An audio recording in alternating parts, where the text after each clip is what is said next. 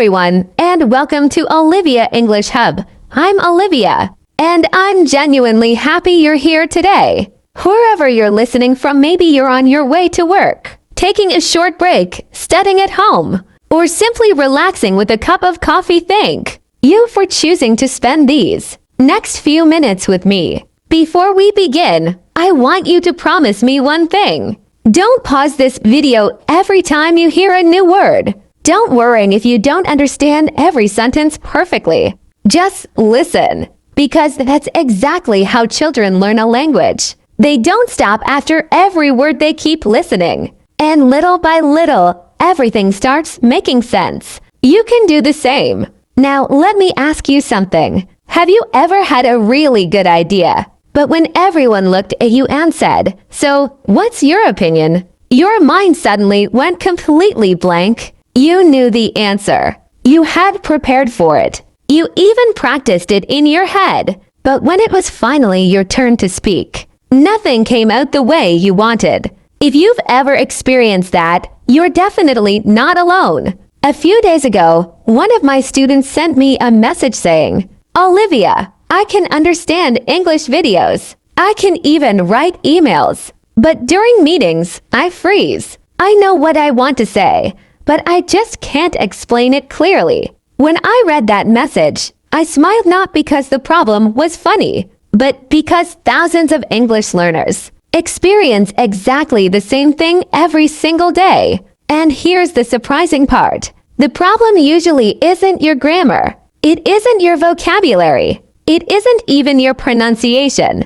Most of the time, the real problem is that your thoughts aren't organized before you start speaking. Today, I'm going to show you a much easier way to communicate your ideas in English. Not by memorizing hundreds of difficult phrases, not by trying to sound like a native speaker, but by learning a simple way to organize your thoughts so people understand you the first time. By the end of this lesson, you'll feel more confident speaking in meetings, sharing your opinions, and explaining your ideas clearly even if your English isn't perfect. So, if you're ready to become a calmer, clearer, and more confident English speaker, let's get started. Before I teach you today's first technique, I want you to think about something. Imagine you're sitting in an office meeting. Your manager looks at you and says, "Olivia, what do you think?" Suddenly, your heart starts beating faster. Your mind is full of ideas, but somehow they all arrive at the same time. Instead of speaking clearly, you start explaining everything. You add more details, then more details. You jump from one point to another. And after 1 minute, even you forget what your main idea was. Does that sound familiar? Here's something that might surprise you. Confident speakers don't always know more English. In fact, many of them simply organize their thoughts better before they open their mouths. That's the secret. Clear communication begins before you start speaking. So here's a simple method that professionals use every day. I call it the one main idea rule. Before you speak, ask yourself one question. If people remember only one sentence from what I'm about to say, what should that sentence be? That's your main idea. Start with it. For example, instead of saying, "Well, I was thinking that maybe we could change a few things because some customers mentioned a couple of problems, and I think it might help in the future, Say this instead. "I believe we should improve our customer support because it's affecting customer satisfaction." Then stop for a moment. Now explain why you think that. Finally, give one example. That's it. Notice something. The second answer is actually shorter, but it sounds much more professional. People understand it immediately. And that's exactly what you want in a meeting. Remember this. People don't reward long answers. They remember clear answers. This is one of the biggest mistakes English learners make. They believe speaking more makes them sound smarter. Actually, the opposite is often true. When your message is simple and well organized, people naturally feel more confident in what you're saying. So the next time you're preparing for a meeting, don't prepare a 5-minute speech. Prepare one clear message. Everything else should simply support that message. Once you learn this habit, you'll notice that speaking English becomes much less stressful, and people will start listening to your ideas instead of trying to figure out what you mean. Now that you know how to organize your ideas, let's talk about something that many English learners struggle with: speaking when you don't completely agree with someone. For many people, this is even more difficult than sharing an idea. Why? Because nobody wants to sound rude. Imagine you're in a meeting, and one of your teammates suggests a new plan. Deep down, you don't think it's the best option. Should you simply say, "No, that's a bad idea"? Probably not. Even if your intention is good, those words can make people stop listening.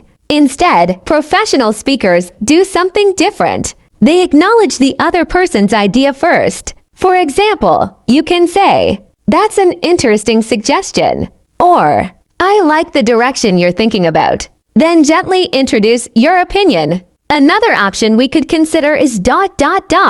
Or, what if we tried a different approach? Can you hear the difference? You're still expressing your opinion, but you're inviting people into a discussion instead of creating an argument. This is one of the biggest secrets of successful communication.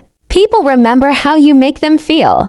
If they feel respected, they're much more willing to listen to your ideas. Here's another tip that has helped me personally. When you're nervous, don't try to memorize every sentence. Instead, write down just 3 keywords before the meeting. Those 3 words will remind you of your main points. For example, problem, solution, result. That's enough. Your brain will naturally build the sentences around those ideas. Trying to memorize an entire speech usually creates more pressure, but remembering 3 simple keywords gives you confidence and flexibility. And here's something I really want you to remember. Making a small grammar mistake is completely normal. Native English speakers make mistakes too. The goal of communication isn't to sound perfect. The goal is to help people understand your message. When you focus on helping instead of impressing, speaking English becomes much easier. Confidence doesn't come from knowing every English word. Confidence comes from trusting yourself enough to speak. And every meeting you join is another opportunity to become a little better than yesterday. Before we finish today's lesson, I'd like you to remember one simple truth. The people in your meeting are not expecting perfection. They're expecting communication. Most of your colleagues aren't counting your grammar mistakes. They're listening for your idea. So don't put unnecessary pressure on yourself. Every confident English speaker you admire was once a beginner. They paused. They searched for words. They made mistakes. And they kept speaking anyway. That's how confidence grows. Not overnight, but one conversation at a time. So the next time you're sitting in a meeting and someone asks, "What do you think?" Don't panic. Take a slow breath. Think about your one main idea. Say it clearly. Support it with 1 or 2 simple reasons. Then stop. Give people a chance to think. You'll be surprised how much more confident and professional you sound. Remember, speaking more doesn't always mean communicating better. Clear ideas are far more powerful than long explanations. And here's a small challenge for you. Today, try using just 1 new English sentence in a real conversation. It could be at work ...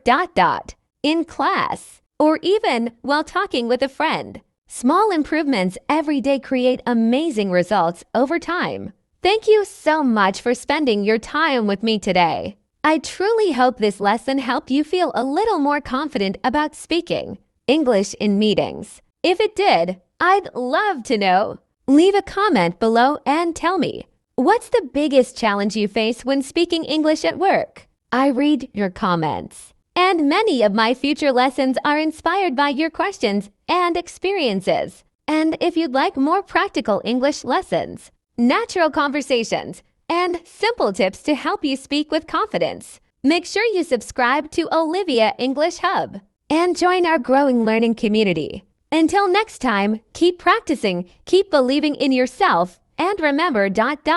Your English doesn't have to be perfect to make a powerful impression. Take care, stay confident, and I'll see you in the next lesson.